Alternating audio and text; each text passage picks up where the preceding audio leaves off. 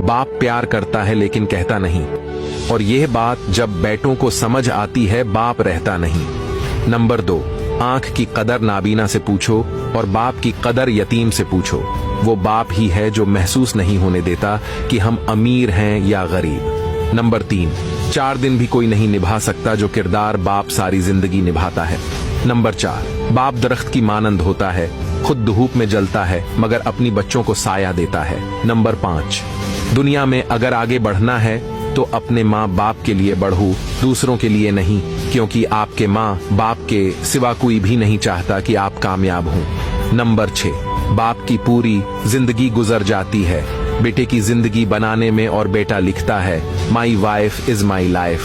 Number 7, दुनिया में इंसान कितना भी कामयाब क्यों न हो, माँ बाप की तलब हमेशा रहती है।